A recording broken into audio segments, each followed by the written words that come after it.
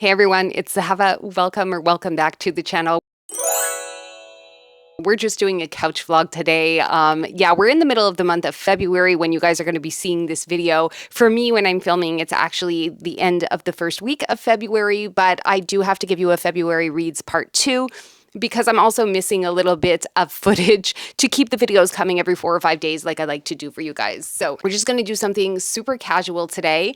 I want to talk to you guys about the books that I've completed since the last time I checked in with you guys. So we're going to be doing a combination of physical books that I have with me right now and books that I have been keeping track of in my journal that I've either borrowed from the library or finished from NetGalleys. We'll talk about that. And at the end, we're just going to open a package together that just arrived in the mail a few moments ago. So it's excellent timing. So without further ado, let us get started.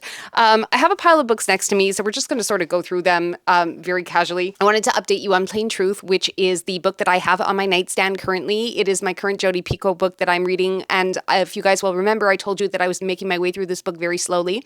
So what we have is a situation where there's kind of like a prologue where a woman gives birth to a baby in a barn, and then she kind of like abandons the baby, and then we are opened up to a scene where the baby is discovered. The baby is discovered deceased.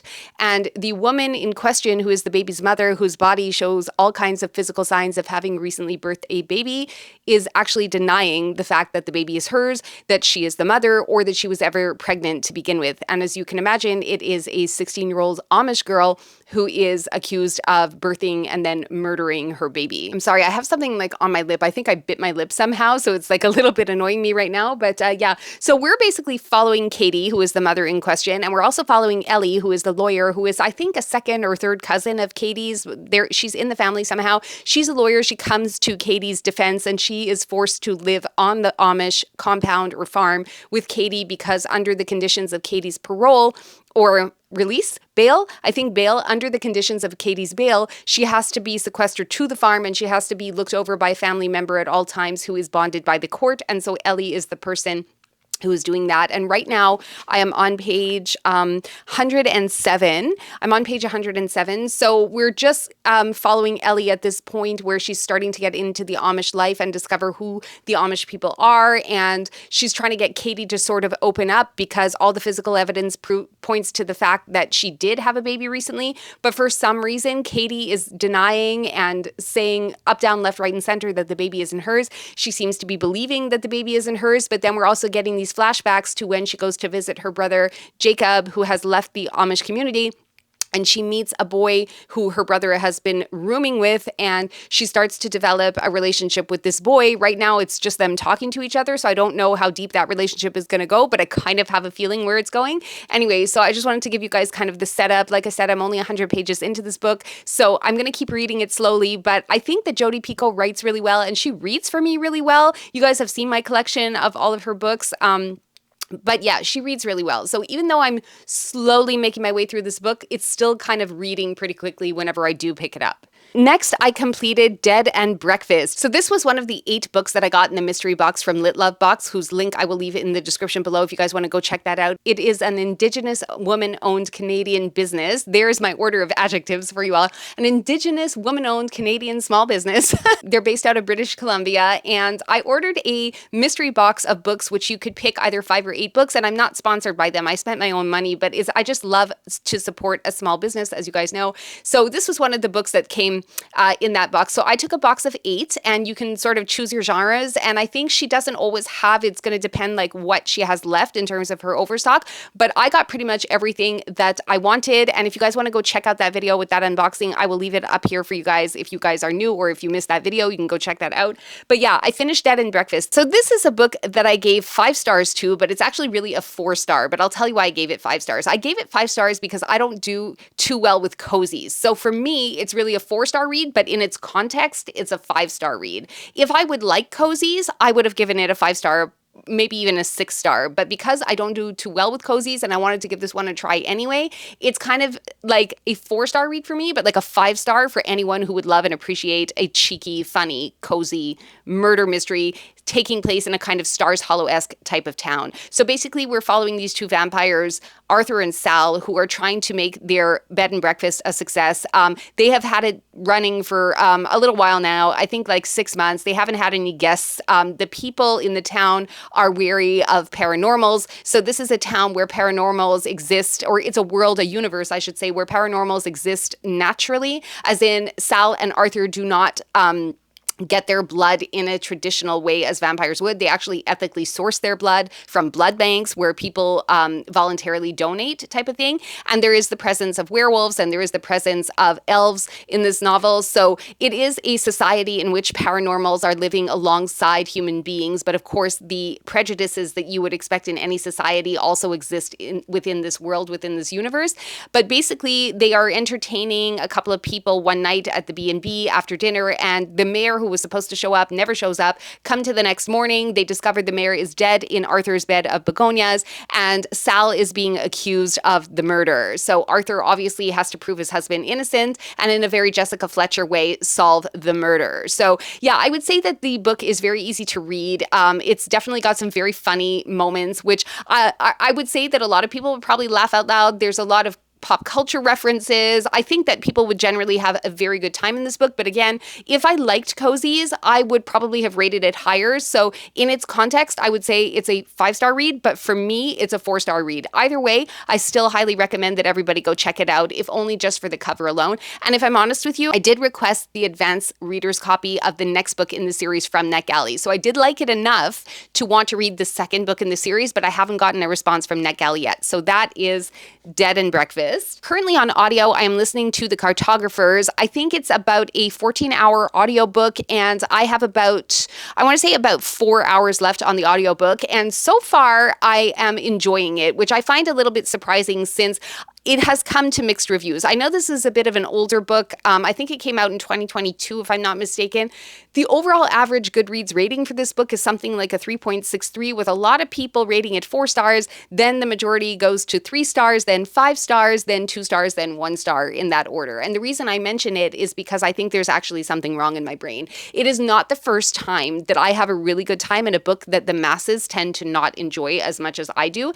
And vice versa, when I'm reading a book that the masses tend to enjoy, very often I find that I really can't get into the book. For example, The Tainted Cup. I mean, I didn't try and read it with my eyes, but I did try to listen to an audio version of that book, and it just didn't work for me. I couldn't connect with it at all, and I know that it's a much beloved book here in Booktubers, but The Tainted Cup just didn't work for me. This one, on the other hand, I find is playing out really nicely. As I said, I'm listening to the audio copy. Haven't finished it yet, but I like the story. I like the way it's written. I like the prose. I like where it's going. So we're following a 35-year-old woman named Nell who used to work for the New York Public Library, and now after her father died, she's going through his stuff and she finds a really ordinary-looking map that is kind of bizarre for him to have, since he's more of a specialist in terms of like cartography in the New York Public Library district. He's a really well-known scholar and very respected in his field and all that, and she's come across this weird looking map, which kind of reminds her of something that happened to her in her childhood. So come to find that this particular version of the map is highly sought after by people on the dark net,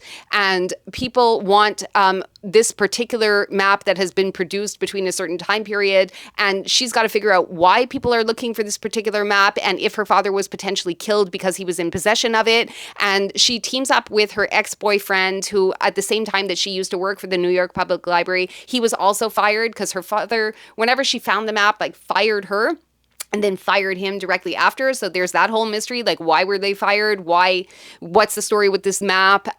Who are the cartographers? What is their purpose in this novel? So it's kind of like a little bit of a mystery, magical realism situation here. And I don't want to say too much more because I don't want to give away the story, because it unfolds in a really nice, very slow, but yet interesting way. I'm having a really good time with it. I don't understand why people don't like it. I really like it. So I'll get back to you guys at the end of the month once I finish this book and let you know what my star rating is. But I wanted to let you know that this is what's currently being played on my audio. Or rather, this is the audiobook that I'm currently listening to.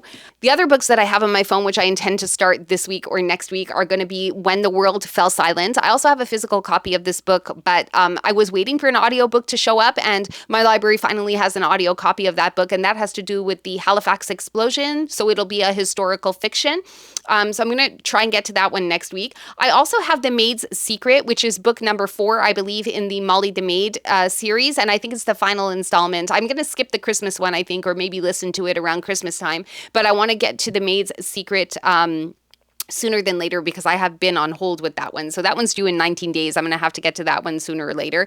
And then I also have a copy of Famous Last Words. I have 14 more days to listen to that one, which is a murder mystery. I don't know too much about it. I heard some people talking about it, or maybe it's a new release. I can't really remember, but I'm going to be going into it probably blind because, again, as I've said, I don't know what it's about other than the fact that it's a mystery thriller. So those are the ones that are on my I don't know if you can see that or if it's going to be too much glare, but those are the ones that are on my phone for me to audio listen to right now.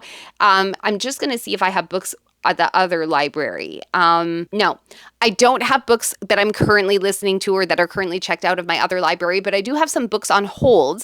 And the books that I have on hold are Dark Roads by Chevy Stevens, which I also have a physical copy of. So I would want to listen to the audio of it if it comes in eventually.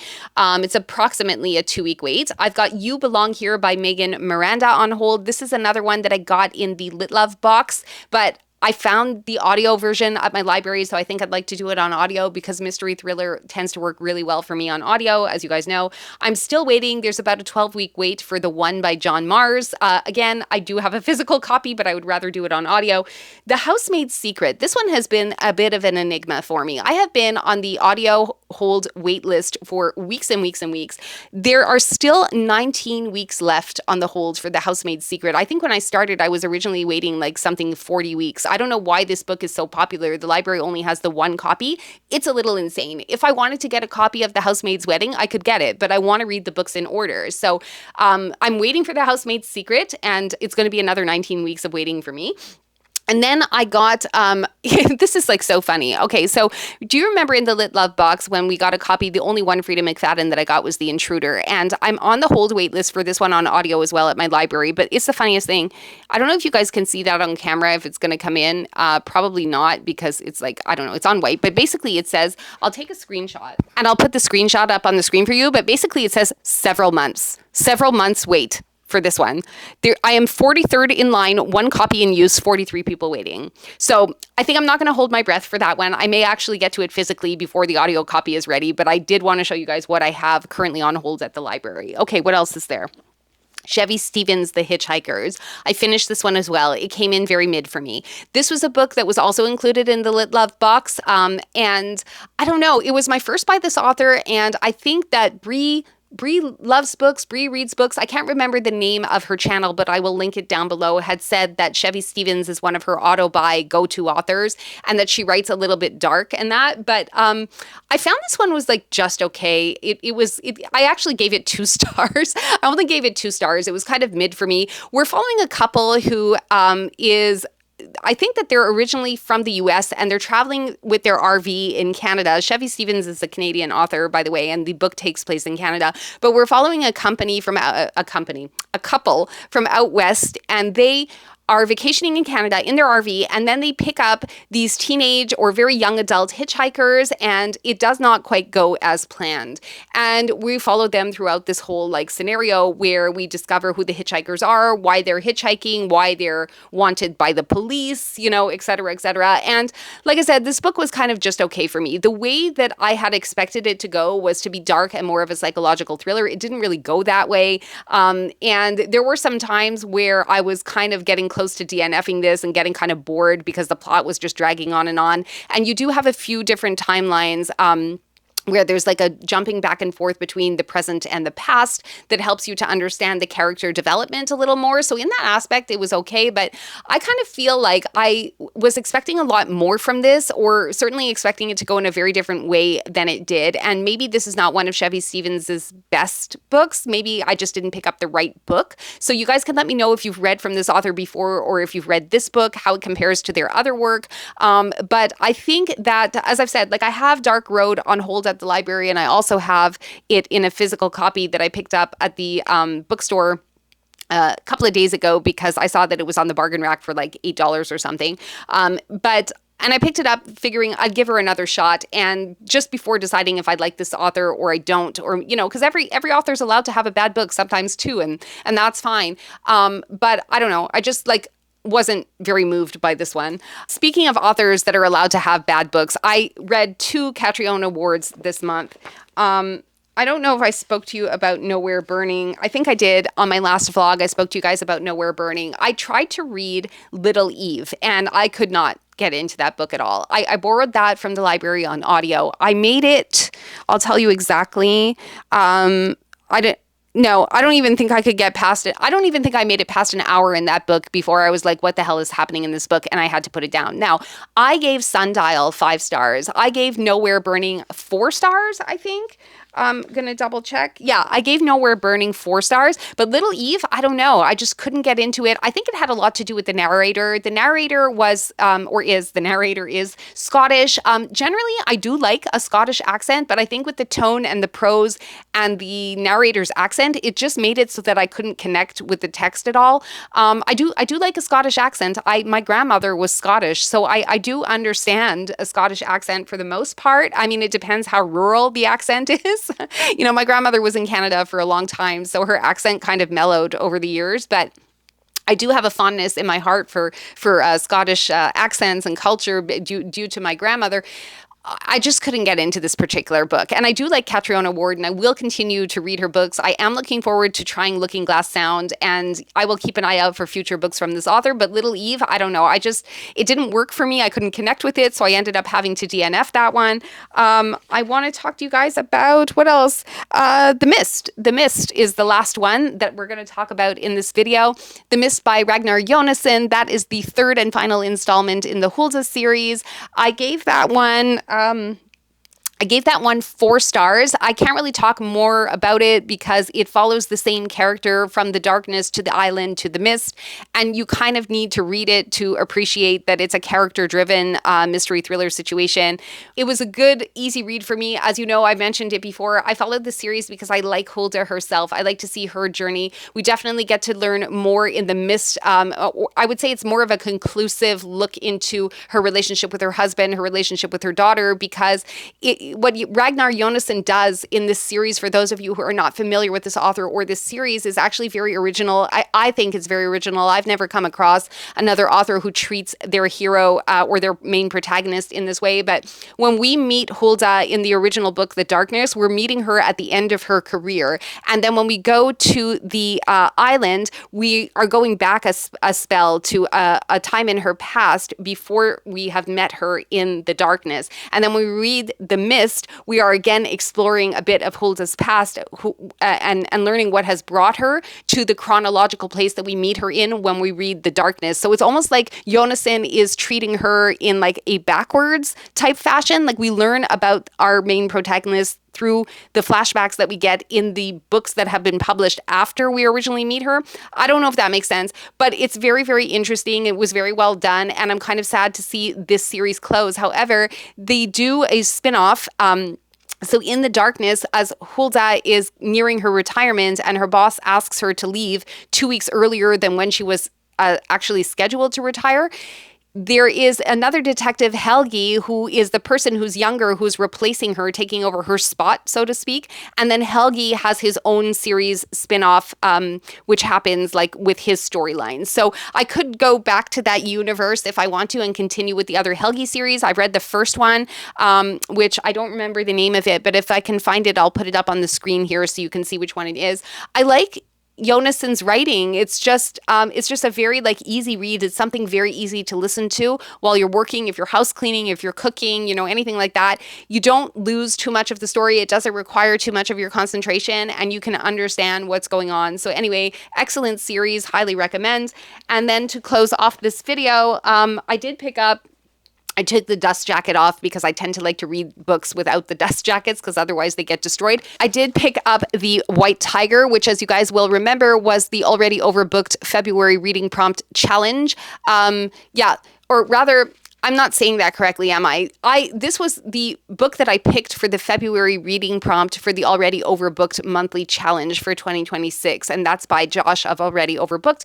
And I will link the video down below for you in the description if you guys want to go check it out, as well as my link to the video where we choose the books for that challenge for 2026. So I have started this. I'm 45 pages of the way into it right now. I also have 2 NetGalley arcs that I'm reading. One is She Had Enough, which I am reading on my Kobo, and the other one one is Dissection of a Murder, which I have on my Kindle. So I haven't started Dissection of a Murder yet, but I was approved for that one, and I'm going to get to it as soon as I can. I'm going to be traveling, and I'm going to have time on the plane to do a little bit of reading. I'm going to bring both my Kindle and my Kobo because I have books that I'm reading on both of those devices that I would like to get to, but I don't actually have room in my luggage to bring like an actual hard copy of a book with me because A, I'm probably going to want to bring some books back from where I'm traveling, and B, it's just easier when you travel. It's not a long flight. I'm only going to be on like an hour and a half, 2-hour flight, but it's easier to just carry the Kobo or the Kindle, especially since it fits into my purse so well. Oh yeah, and I almost forgot, we have to open this package before I say goodbye to you guys all. So here's a very interesting thing. This doesn't happen to me a lot, but it happened to me this time. Okay, let me just see if I can open this without hurting myself, because this came from Indigo and their boxes are like Fort Knox. They're impossible to get into. So I have to put the mic down.